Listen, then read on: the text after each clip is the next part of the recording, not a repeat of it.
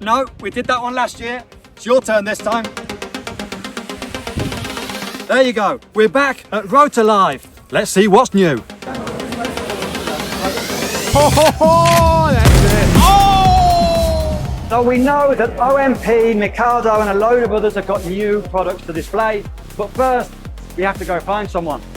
We have to go find my brand new sponsor, ChaServo. And a little birdie's told me that they're just round the corner. Nervous. There's a sea of red. Hey! No way! Dude! Oh, bro. Hey, man. Good to see you. How you doing? Hey, Well done. nice to The meet big you. boss. So, I don't quite fit in yet, No, man. but I think Walter's got something which is going to fix that, right? Right, right. I think it's getting cold tonight. Oh, yeah. I have a new jacket for you. Nice. We need to be red. Yes, exactly. Does it fit? Looks good. There we go. Dude, red suits you. Okay, so Looks like you. Nice. we're officially red. We're officially a team. As far as helicopters with MIKADO, we've got 3 new models here this year. So contrary to what they'd previously stated a couple of years ago, they've made a comeback and they've got back into the model scene, not just the radios. They've brought out the new Logo 200, basically the same one they had before, but now with a new Evo Mini inside, so different flybarless with the new V8 software, which apparently makes it just so much smoother and better. We've got a brand new helicopter, the 580. We'll get more on that in a minute, but the one everyone's talking about, the brand new updated Logo 700. What have they done? Number one, they've got rid of all this. That meant they've had to reinforce the chassis over here. And the one thing that everyone was asking for, they've made the shaft shorter, making it much more agile, much more in line with the rest of helicopters that are here today. And all that has been applied to the new 580 as well. So again, short shaft and no tensioners. Staying with MIKADO, they've also brought out an update for their ever popular V-Bar radio. Basically, they've updated the gimbals, which not only have better precision and smoothness, the radio now comes with 5 or 6 different options of feel for the radio. So whether you're an ultimate 3D pilot, where you want the most crisp, fast response possible, or whether you're learning and you want a smooth, slightly gentler response, you can now do that in the radio, and apparently it really works. Last year, MIKADO set up this indoor flying area, which was awesome, watching all their pilots fly the Logo 200. This year though, they've shared the spot both with OMP and Goosky. So we've got pretty much continuous flying all day, and the crowd absolutely loves it. And the pilots, they're not just hovering in there, they're doing full-on 3D routines. It's insane. Over here at Goosky, or Goosky, however you say it, we've got 2 new helicopters, the RS5 and the RS6. It's basically the same helicopter. In fact, it shares pretty much all the same parts. The main difference only being the fact that obviously one is a 550 size heli and the other is a 600. Effectively, it's the same heli, just with a longer tube, obviously a different belt, and then the size of LiPo that you're going to use in it. So this will normally run on a 6 to 8S, whereas this one normally you're going to still run on a 12S pack. And then, rather interestingly, the S2 that they already had last year has also got an update. It's basically the exact same helicopter as it was before, but it's now got extra stabilization and GPS, allowing you for a return home, auto takeoff, auto landing, all very much DJI-ish. Back with VARIO, they've obviously got all their massive scale helis, but this one has earned my heart. The beautiful red candy color scheme on this Eurocopter looks absolutely spectacular, especially when the sun hits it.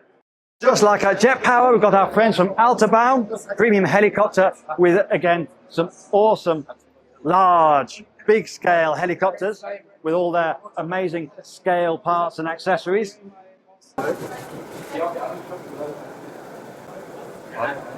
Now I can't help but steal a go on a Blimp.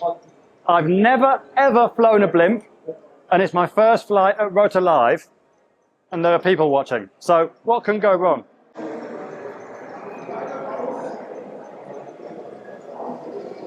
no pressure.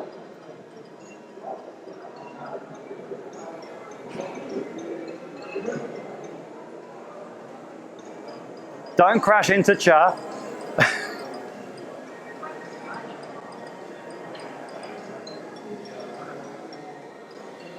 Hey! So I think I want one. Of course I do. And I think it needs to be red, just like Cha. Anyway, let's get back to the show. So Raquel's SOXOS stand has grown massively this year. Nice, big, bright stand. And they've got a new helicopter. Shall we call it a new helicopter? They've brought out what they're calling a limited edition. Basically, it's the same as their standard 7.1 heli, so still 700. Basically, all the same mechanics. However, there's only 50 units. It's got a new canopy color scheme. It's got different sides on the chassis. It's got rid of the top fin here. It's got a new fin at the back. But there's only 50 of them, so if you want one, act quick. Over at Hobbywing, I'm not going to go inside because it's extremely dark in there. But they've got two things that catch everyone's eye. One of them is this speed controller, which not only is it massive, it's for 96S LiPo. So that's 400 something volts. Apparently that's used for massive drones, normally tethered drones, where you've got a generator at the bottom running up 400 volts, and this is the speed controller for the motors on the drone. And then, even though it may not seem it, this is for a smaller drone. That will be one arm of the drone, one motor on top, one motor on the bottom, doing something like 110, 120 kilos of thrust, just this part. And I'm guessing that that's going to be the prop. So again, one on top, one on bottom, and I'm trying not to drop this because it's extremely heavy. We're here at OMP, where they've got two brand new helicopters, the M5 and the M6. Effectively, they're mostly the same helicopter with just some minor variations so you can have a larger or smaller version. That means that many of the spare parts can be swapped out between them. Basically, the gear ratio changes, so the gear is bigger. The M5 can use either medium or standard size servos, whereas the M6 is prepared only for standard size servos. Obviously, we've got a different length tube and the belt inside. And just like we've seen a minute ago, we've got this new shape on the bottom of the chassis, which seems to be everywhere this year. Obviously, you don't need that bottom crossbar, makes it lighter, and it makes it look nicer. We've also got here the brand new M2 Evo Mark II, which I actually have one at home, which I'm finishing the video for as we speak. So around about the same time that this video comes out, I'll be having my video on the latest version of the M2, with all new electronics inside, better dampening for vibrations, and a bigger motor. Stay tuned for that one. Everyone's bringing out new helicopters this year. Tron has brought out their 5.5, which is most noticeable for the canopy design, which has got a lot of straight lines as opposed to the usual curves that we're used to seeing everywhere. Definitely looks interesting.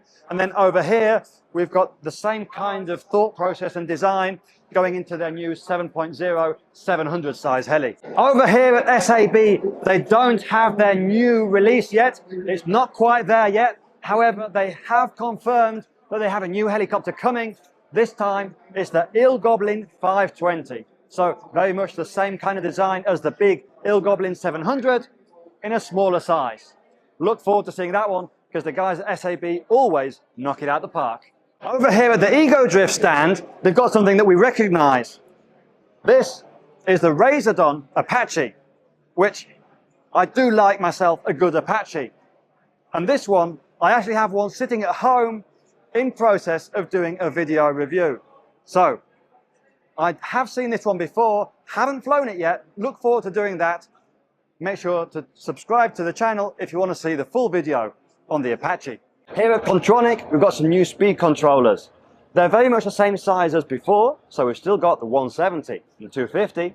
However, the BEC that's inside them is what's new. Usually, you have 8.4 volts for a high voltage system. However, these ones can go all the way to 12 volts, allowing the use of latest generation 12 volt servos. so you can choose whether you want 8.4 or 12 volt, depending on what servos you're going to use. Just adds that little bit extra flexibility for your model. As you probably saw in hopefully my previous video, I've moved over to both Powerbox and ChaServos now. They have a load of different types of servo beyond what we normally sort of used to. You've got the super high voltage servos that run with the Powerbox competition SHV. You've got a load of low profile flat servos that mount both from the top, from the sides, and even without mounting brackets, which still blows my brain. And you've even got super low voltage servos for the DLGs and that kind of stuff. Exactly. Run on a 1S LiPo. Exactly, yeah. And someone here is going to show me how to continue learning my DLG, right? Yes, right. We've got that on camera. So you've also got a couple of new servos, though. Yes, I think, as well. exactly. It's Actually, somewhere down here. Yeah, it's actually still in a digital form. So this comes as our well-known 4613, which we recently gave away in a giveaway on Instagram, social media.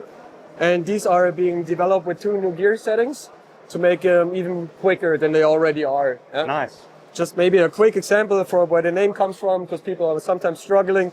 Yeah. This actually says the kilos and the time. So this one has a 46 kilo with a 0.13 time on it. Yeah.